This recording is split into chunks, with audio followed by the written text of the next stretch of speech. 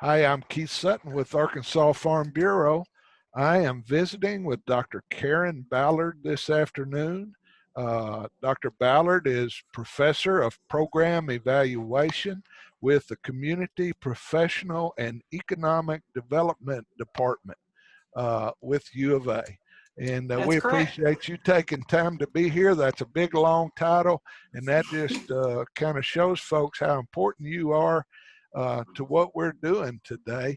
I've been told by at least a couple of people that you are sort of a pioneer in the use of virtual events for the Cooperative Extension Service and elsewhere.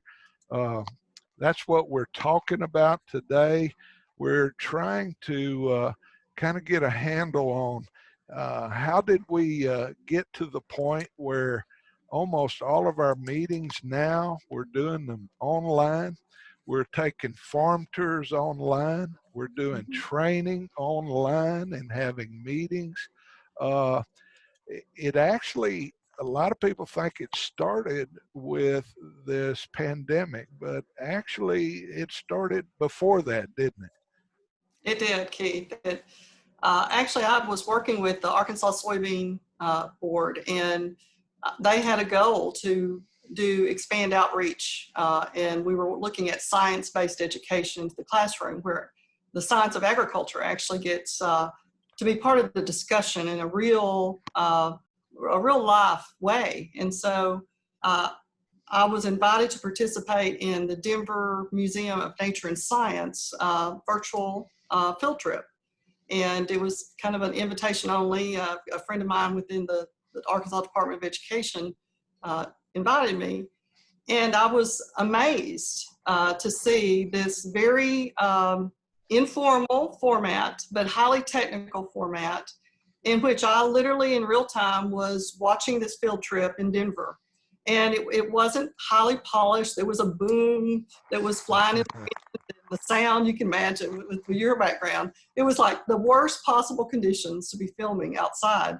And they were just going with it. And I found myself more engaged because of the authenticity. It was not, one of those slick, publications or productions that we like to see in our fields, but it was authentic. And I really felt like I was standing there with them. So I finished watching that. It was about an hour, and I thought, that's it. That is what we've got to do. And nobody can start something like this alone. And so I was blessed enough to have incredible partners in the Department of Communications at Extension and our IT department, who literally were willing to kind of go out into this frontier. The first virtual field trip that we did was at the Lone Oak Research and Extension Center.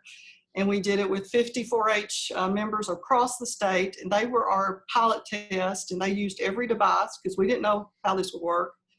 And so we got our feet wet. And then in September of 2014, we broadcast a virtual field trip from Shannon Davis's farm in Bono. And it was a huge learning curve for us because we're educators like you are and others in Farm Bureau, but there's a difference in standing in front of a group and effectively doing this over video, and you know that. It's not just about having a talking head, because you restrict the panorama greatly when you go into any kind of video formats. We literally had it duct taped together. Our backup power source was a boat battery in the field to support our cameras and our computers. And our power did go out. Our power cells went out, and we were operating the last few minutes of our broadcast on a boat battery. So we learned a lot by trial and error. I'll just tell you that. It wasn't always pretty, but it was amazing. The difference in our influence.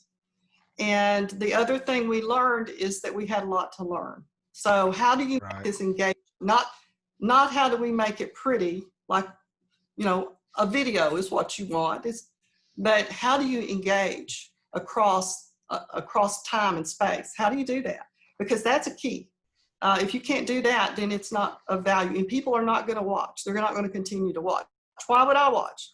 I also was a little discouraged when I found that the average adult's attention span with video is about 10 minutes, unless it changes. So it's like, okay, so we got to change something and optimally it's about every 4 to 6 minutes if you really have a broadcast. And I'm probably not telling you anything you don't know. So it required a huge team approach. People had to do, we required our faculty to do scripts, because the other thing we found is that people will only give you so much time. We were working with schools and they have class, periods. And if it goes past a class period, it doesn't matter how good it is. The bell rings, it's over. So we also found ourselves in how do you package this in a way that's usable, that's truly usable. So we worked on that. We worked with our schools, and I would say that what you've got to develop these from a standpoint of what do people want to know, how do they become engaged, and so the use of polls, the use of surveys, interactive surveys, the use of video, pre-recorded video to show examples, so that you're not limited. And we also found that it was really important to do it from multiple locations. So our third broadcast was right after Chipotle came out and on the press everywhere about their so GMO over it. And it was like, okay, this is a time-sensitive issue. This is something young people would be interested because they're in the midst of all this media swirl. And what a great opportunity for those of us in agriculture to really wrestle with that scientific issue from an educational standpoint. And so we worked with the plant pathology department. We also sent out an invitation to NASA because they had just launched, they started growing vegetables that August and had this big announcement that August. And so NASA said yes. And so the director of the Veggie Project from Kennedy Space Center actually broadcast with us. And so again, that is bringing something fundamentally different to a presentation that we wouldn't have been able to do that in a traditional presentation. Getting the word out there so that it's accessible and as many people can participate. That year for that virtual field trip, we had 65 Arkansas schools participate. We actually had participants from Texas and Pennsylvania. We don't know how they found out because we did not advertise it outside of Arkansas. And over 2,000 participants. Wow. So 2,000 participants got to hear from Bert Bloom and Ken Korth. They got to be in the Fayetteville greenhouse where Ken talks about the basic science of GMOs. They got to see graduate students view the actual gene splitting that occurs and just the steps of those young scientists going through that. And they got to ask questions. They asked over 500 questions that day. Wow, incredible. Phenomenal. That's one of the things you want. Now, we couldn't answer them all that day, but the ability to have a conversation versus a talking head is critical. It's critical. And so I would just say that we learned as we went, and we also evaluated as we went. What went well, what could we do better? And really listened to our participants and really sought after critical feedback, because the goal is to actually learn how to do this, which we did not know how to do. What do you see, if you could look in a crystal ball and see what's coming down the pike over the next year or so, do you see this growing even more? It seems to me like we're really seeing a lot of use of this type of technology. For example, tomorrow night we'll host our Officers and Leaders Conference live online. We'll have some videos people can look at afterward. So where we normally would be together with a large group of people, this year we can't do that, but we can still be together. So do you foresee this type of technology becoming an everyday thing? It really wasn't until recently, but it seems like it's going that way. What do you foresee for the future? I think it's probably been a godsend for our COVID-19 period. I mean, I don't really know how we would have continued a lot of our education and business without it. And so it's been a true blessing. It's also, I think, the gift out of, if there can be a gift out of COVID-19, is that it has pushed us to master it, because of our desire to be connected.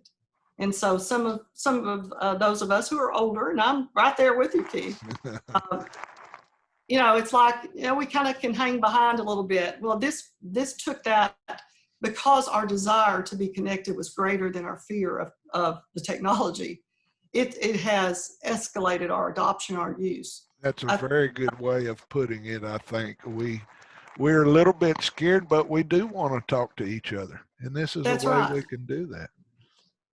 And the early, video technology programs were a little clunky. You had to have a little higher technical skill, know something about IT. Zoom is very user-friendly, and the video resolution is good, and the interactive features. I think the one thing that we're learning is the importance of how you manage sessions. And I just came out of a session where we had 12 breakout rooms. So we had 13 groups going concurrently. And so people can move in and out of them, but you've got to have people that manage that. And understanding how you can have small groups, even though you may have large groups, and how to manage. It's just managing a meeting, but in a different way. Right. Because you want to have chats and you want to have the ability to do live Q&A, but you don't want pandemonium. And Absolutely. I've been a part of pandemonium from time to time. I'll admit that. And we learned about that. And sometimes you just got to test the water. In small groups, it's very easy to let people be off mic or off mute and be on mic and have a very comfortable conversation. If you've got 500, you don't want to do that, but you can still manage it and still have some of that. So I think, having really great partners in, it's more than just who's in front of the camera or who's talking, but planning that out is based on what type of group you have and what your goal is. We're still learning too. You're a great example for us all. I've been participating in some of the cooperative extension programs myself as an observer, and y'all really know how to do it right. And we appreciate you sharing some of your thoughts with us, Dr. Ballard. Keith, I think the thing that is the most hopeful is with agriculture, we really need to make sure our voice is heard and be an influence for information, valid research-based information. And this technology got us into 65 schools in one day, got us in front of 2,000 students. And the potential for that was one moment in time, but is tremendous. And so to me, it's a hopeful moment, particularly in our work in agriculture, that we can be a better voice, a more effective voice in this digital age. Very well said. It's just the Thank you for being with us today, Dr. Ballard, and we'll look forward to seeing you and talking with you again sometime soon in the near future. Thank you, Keith. Thank you. Pleasure.